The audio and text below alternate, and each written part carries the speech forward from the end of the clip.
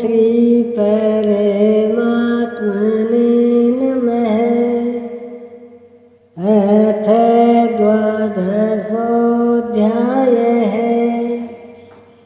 श्लोक 5 से 12। क्लेशोऽधिकतरस्तेषाम् अव्यक्ताशक्तचेतसाम्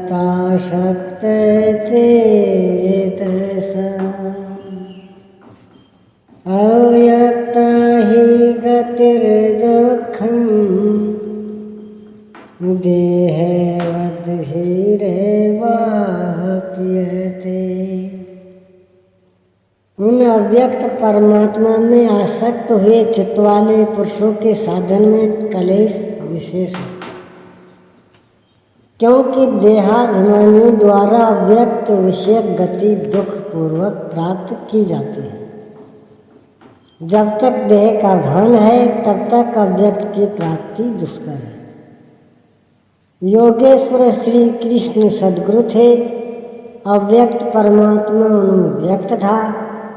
वे कहते हैं कि महापुरुष की शरण में लेकर जो साधक अपनी शक्ति समझते हुए आगे बढ़ता है कि मैं इस अवस्था में हूँ, आगे इस अवस्था में जाऊँगा, मैं अपने ही अव्यक्त स्वरूप को प्राप्त होऊंगा, वह मेरा ही रूप होगा, मैं वही हूँ। इस प्रकार सोचते प्राप्ति की प्रतीक्षा न करके अपने शरीर को ही सोहम कहने लगता है। यही इस मार्ग की सबसे बड़ी बाधा है। वह दुखालयम अशाश्वतम में ही घूम फिरकर खड़ा हो जाता है, किंतु जो मेरी शरण लेकर चलता है वह ये तो सर्वाणि कर्माणि मयि सन्न्यस्य मत्परः अनन्येनैव योगेन मां ध्यायन्त उपासते। जो मेरे परायण होकर संपूर्ण कर्मों अर्थात आराधना को मुझ में अर्पण करके अनन्य भाव से योग अर्थात आराधना प्रक्रिया के द्वारा निरंतर चिंतन करते हुए भजते हैं, तेषामहं समुद्धर्ता मृत्यु संसार सागरात् भवामि न चिरात् पार्थ मय्यावेशितचेतसाम्। केवल मुझ में चित्त लगाने वाले उन भक्तों को मैं शीघ्र ही मृत्यु रूप संसार सागर से उद्धार करने वाला होता। इस प्रकार चित्त लगाने के प्रेरणा और विधि पर योगेश्वर प्रकाश डालते हैं। मय्येव मन आधत्स्व मयि बुद्धिं निवेशय निवसिष्यसि मय्येव अत ऊर्ध्वं न संशयः। इसलिए अर्जुन तो मुझ में मन लगा, मुझ में ही बुद्धि लगा, इसके उपरांत तो मुझ में ही निवास करेगा, इसमें कुछ भी संशय नहीं है।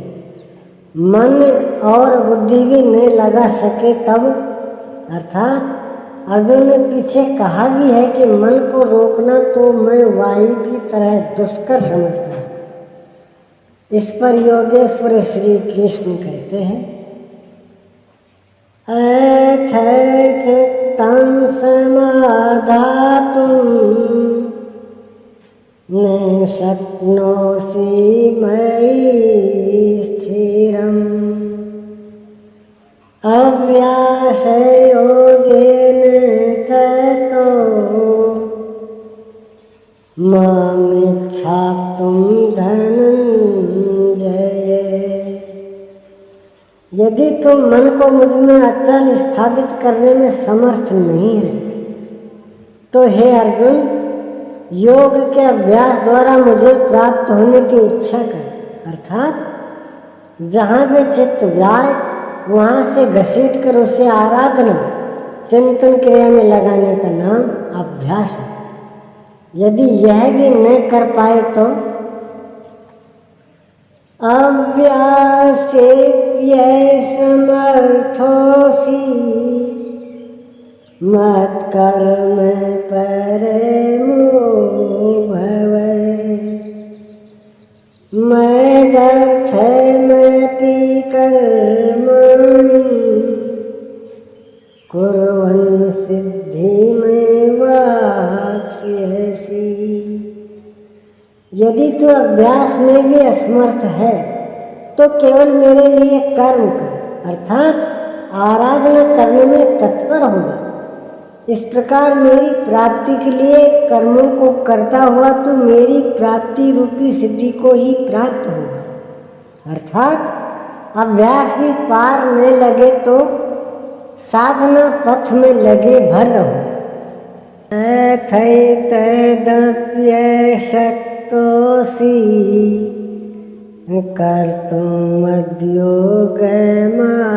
कर्तुमद्योगमाश्रितः सर्वकर्मफलत्यागं ततः कुरु यतात्मवान्। यदि इसे भी करने में असमर्थ है तो संपूर्ण कर्मों के फल का त्याग कर, अर्थात लाभ हानि की चिंता छोड़कर मध्योग के आश्रित होकर, अर्थात समर्पण के साथ आत्मवान महापुरुष की शरण में जाओ। उनसे प्रेरित होकर कर्म स्वतः होने लगेगा। समर्पण के साथ कर्म फल के त्याग का महत्व बताते हुए योगेश्वर श्री कृष्ण कहते हैं, श्रेयो हि ज्ञानमव्यासाद् ज्ञानाध्यानं विशिष्यते। ध्यानात् कर्मफलत्यागात् शान्तिरनन्तरम्। केवल चित्त को रोकने के अभ्यास से ज्ञान मार्ग से कर्म में प्रवृत्त होना श्रेष्ठ है। ज्ञान माध्यम से कर्म को कार्य रूप देने की अपेक्षा ध्यान श्रेष्ठ है, क्योंकि ध्यान में इष्ट रहता ही नहीं। ध्यान से भी संपूर्ण कर्मों के फल का त्याग श्रेष्ठ है, क्योंकि इष्ट के प्रति समर्पण के साथ ही योग पर दृष्टि रखते हुए कर्म फल का त्याग करने से उसके योग क्षेम की जिम्मेदारी इष्ट की हो जाती है। इसलिए इस त्याग से वह तत्काल ही परम शांति को प्राप्त हो जाता है।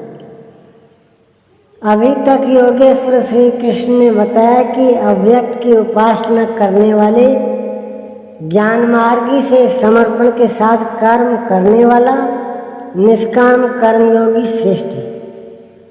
दोनों एक ही कर्म करते हैं, किंतु ज्ञान मार्गी के पथ में व्यवधान अधिक है।